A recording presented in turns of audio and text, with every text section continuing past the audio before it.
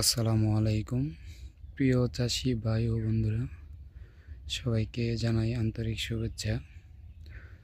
তো আজকে আমার জমিতে আসলাম। এটা হচ্ছে আমি ভুট্টা এবং আলু একসাথে রোপণ করেছি। যদিও ভুট্টাটা একটু দেরি হয়ে গেছে লাগানোটা।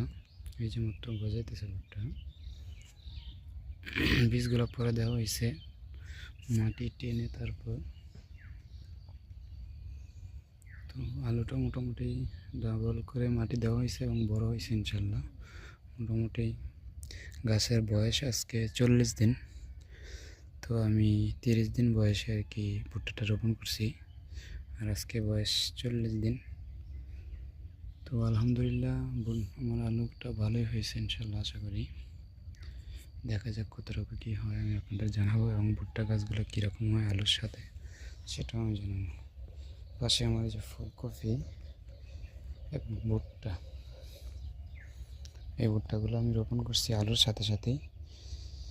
তো পুরোটাই আলু করতে চাইছিলাম কম্বাইন্ডে, আলু এবং ভুট্টা, তো করা হয়নি। এই জন্য এটা আগে ভুট্টা লাগাই দিয়েছে, আলু লাগানো হয়নি।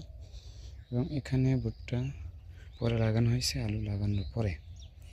এই হলো অবস্থা। তো আপনাদের সাথে শেয়ার করলাম।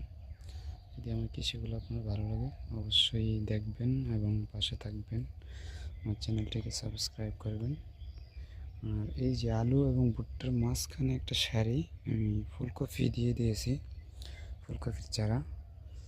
এগুলা বেশ সুন্দর হয়েছে, অসাধারণ, অস্থির সুন্দর হয়েছে। যদি আমি এই চাষগুলো কখনো করি নাই, শখের বশে করছি, বাট অনেক সুন্দর হয়েছে, অনেক সুন্দর।